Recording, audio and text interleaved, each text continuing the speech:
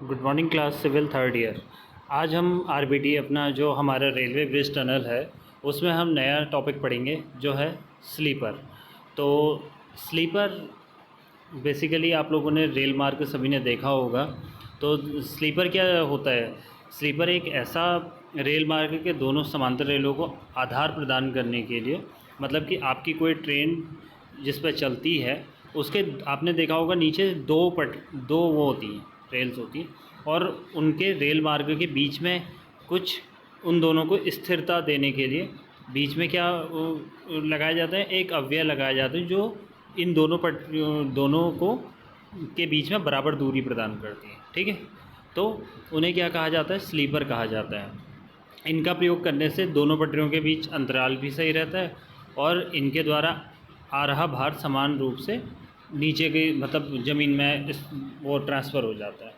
ठीक है, तो भारत में जो इंडिया है उसमें आपके कुछ स्लीपर्स यूज़ करे जाते हैं, जैसे कि टिम्बर जिसे हम कास्ट स्लीपर कहते हैं, इस्पात जिसे हम स्टील स्लीपर्स कहते हैं, ढलवा इस्पात इसे कास्ट आयरन स्लीपर कहते हैं, और कंक्रीट स्लीपर होते हैं, और आरसीसी या प्री स्ट्रेस्ड कंक्रीट स्लीपर्स होते हैं। ठीक है, जिन्हें हम पूर्व कंक्रीट स्लीपर भी कहते हैं।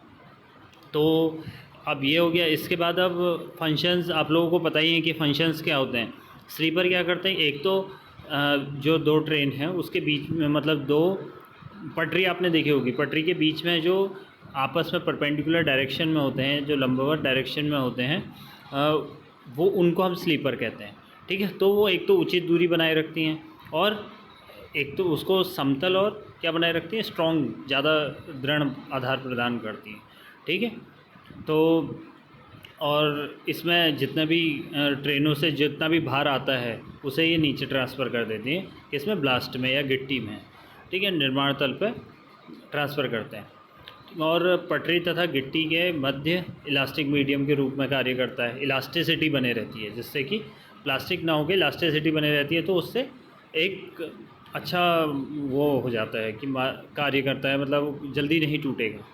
ठीक है, रेल मार्ग के पहियों के अनुसार समीकरण के अनुसार ढालू स्थिति में बनाए रखता है, अर्थात 1:10:20 के रेशियो में बनाए रखता है ताकि एक ढाल बनी रहे। ठीक है, स्लीपर के द्वारा रेलों का तल सही बना रहता है तथा मोड़ पर पार्श्व झुकाव बनाए रखता है।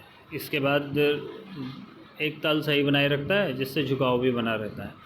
ठीक है, स्लीपर रेलों की स्थिरता प्रदान करता है, एक स्टेबिलिटी प्रदान करता है स्लीपर्स जो होते हैं। ठीक है, तो ये चीज़ है हमारा क्या, स्लीपर्स के बारे में। अब हमारा जो नया टॉपिक है वो है ब्लास्ट, जिसे हम हिंदी में गिट्टी कहते हैं। तो आप लोगों ने देखा होगा कि हम क्या करते हैं, हमने कोई भी ट्रेन की एक पटरी बिछाई तो उसमें क्या करते हैं हम, पहले उसमें दो तो पैरेलल चलते रहती हैं आपस में, और उनके बीच में जोड़ने वाली चीज़ क्या होती है? स्लीपर होती है। वो स्लीपर पूरा एक हम ढांचा तैयार करते हैं। उसके बाद क्या करते हैं हम पत्थरों को तोड़ देते हैं। ठीक है, पत्थरों को तोड़ते हैं तो पत्थरों को तोड़ के क्या एक छोटे छोटे टुकड़े बन जाते हैं, उनको हम क्या कहते हैं? गिट्टी। तो गिट्टी मतलब ब्लास्ट। ठीक है, तो हम पत्थरों को तोड़कर गिट्टी तैयार की जाती है। निर्माण स्तर के ऊपर यह स्लीपर के चारों ओर बिछा दी जाती है। ठीक है, चारों इस स्लीपर के चारों तरफ ये बिछा दिया जाता है, उसे गिट्टी कहा जाता है। ठीक है, यह रेल पथ में गिट्टी कुशन का कार्य करती है, मतलब कि एक तकिए का कार्य करती है।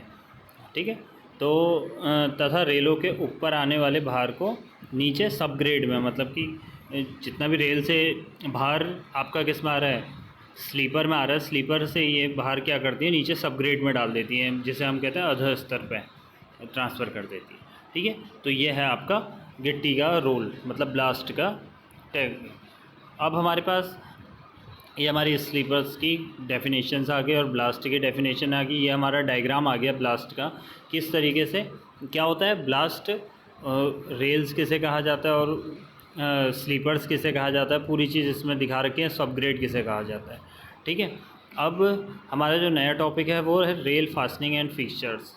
ठीक है, तो अब आप सभी लोग जानते हैं जैसे कि हम मतलब ट्रेन जब चलती है तो ट्रेन चलाने के लिए क्या होता है कि उसमें कुछ हम जो भी नीचे पटरी बिछाते हैं उसके लिए हमें क्या, आपस को जोड़ने के लिए या स्लीपर्स को आपस में जोड़ने के लिए कुछ उसमें बंधक या फास्टनिंग या फिक्सचर्स प्रयोग में करे जाते हैं, ठीक है।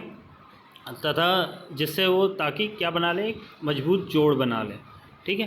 तो कुछ फिक्सचर्स हैं, जैसे कि पहला है जॉइंटिंग रेल एंड्स, इसमें क्या क्या काम आता है, फिश प्लेट और फिश बोल्ट, ठीक है। दूसरा है fixing rails on sleeper, rail को स्लीपर पर जकड़ने के लिए क्या काम आती है, चेयर्स काम आती हैं, कीज़ काम आती हैं और बियरिंग प्लेट्स काम आती हैं, जिसे हम धारण प्लेट भी कहते हैं हिंदी में, कीज़ को चाबी, ठीक है। और तीसरा है हमारा रेल का विसर्पण, जिसे क्रीप को रोकने के लिए, प्रिवेंट क्रीप ऑफ रेल, उसके लिए हमारे हैं एंकर्स और एंटी क्रीपर्स, ठीक है। ये चीज़ प्रयोग किए जाते हैं।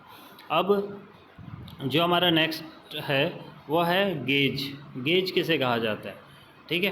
गेज होता है दो समांतर रेलों के पृष्ठ जिन पर रेल चलती है के बीच की न्यूनतम दूरी, ठीक है। अब हमारे दो समांतर रेलों के पृष्ठ, मतलब हमारे दो रेल के जो भाग हैं, जो नीचे हम बिछाते हैं पटरी के, दो जो समांतर होते हैं, उनके बीच की जो बीच की मिनिमम दूरी होगी उसको क्या कहेंगे, हम गेज कहेंगे। तो कुछ देशों में पृष्ठ से 14 mm के बीच नापी जाती है तथा उसे न्यूनतम दूरी को हम गेज कहते हैं, ठीक है। तो ये अलग अलग जगह पे अलग अलग है, कई देशों में अलग है, कई देशों में अलग है। तो कुछ गेज, मतलब यहाँ पर गेज के प्रकार दिए गए हैं, उसमें सबसे पहला है स्टैंडर्ड गेज। स्टैंडर्ड गेज जो है, जिसे हम मानक गेज कहते हैं, इसकी न्यूनतम दूरी क्या है, 1435 mm, ऊपर आप देख रहे हैं कि mm में दिया गया है, ठीक है। इसे इंग्लैंड, यूएई, कनाडा, तुर्की, चीन में यूज़ करा जाता है। बड़ा गेज जिसे हम ब्रॉड गेज कहते हैं, भारत, पाकिस्तान, श्रीलंका, ब्राज़ील और अर्जेंटीना में यूज़ करा जाता है। तीसरा है बड़ा गेज, ये भी रूस और फिनलैंड में, इसकी लेकिन उसकी ऊपर ब्रॉड गेज की डिस्टेंस थी 1676, इसकी 1524, रूस फिनलैंड वाले की। और केप गेज, इसकी अफ्रीका में यूज़ होता है, ऑस्ट्रेलिया, जावा और न्यूजीलैंड में इसकी 1064 है, ठीक है। और मीटर गेज, इसमें फ्रांस, स्विट्ज़रलैंड, अर्जेंटीना, भारत, सब जगह ये यूज़ होता है। तो आप देख रहे हैं कि भारत के अंदर भी इतने सारे गेज यूज़ करे जाते हैं, ठीक है। ये गेज और उसके डेफिनेशंस हैं भारत के अंदर भी काफ़ी। तो इसमें अब हमारा जो नया टॉपिक है वो भी इसी से रिलेटेड है, कि जो इंडिया में है वो क्या है, गेज काफ़ी सारे हैं, तो उससे बहुत सारी समस्याएं हो जाती हैं, ठीक है। तो गेज परिवर्तन या ब्रेक ऑफ गेज के कारण काफ़ी उससे दुष्परिणाम निकलते हैं, जो सामान्यतः क्या है कि गेज सुविधा से स्थान पर यात्रियों को कठिनाई की सुविधा होती है, ठीक है। कहीं पर अलग गेज है, कहीं पर अलग गेज है, तो उससे यात्रियों को नुकसान, मतलब कठिनाई होगी, ठीक है। दूसरा है एक गेज से दूसरे गेज के सामान आदि का स्थानांतरण महंगा व मतलब अब देखिए, एक गेज अलग है, दूसरा गेज अलग है, तो उससे क्या होगा, आपको ट्रांसफरिंग में काफ़ी कठिनाई होगी। अब तीसरा है एक गेज के उपयोग में ना आ रहे इंजन डब्बों का उपयोग दूसरे गेज में कर। अब इंजन और डब्बे भी दूसरे होंगे, दूसरे गेज में दूसरे, इसमें अलग। नेक्स्ट है पृथक गेज के लिए अलग अलग प्लेटफॉर्म व माल यार्ड का निर्माण करना पड़ता है, जिससे अतिरिक्त, अब एक गेज अलग उसमें चल रहा है तो उसके लिए अलग मालगाड़ी चाहिए और अलग सारी चीज़ें चाहिए, तो उसके लिए हमारा खर्चा व्यय बढ़ जाता है, ठीक है। तो ये कुछ स्टेशनों पर सिग्नल और अन्य सामान रख रखाव पर अतिरिक्त व्यय आता है। तो ये सारी चीज़ें जो एक गेज से दूसरे गेज को डिफर करती है। तो इससे आगे को हम इसका नेक्स्ट टॉपिक हम अगली क्लास में पढ़ेंगे। तब तक के लिए थैंक यू।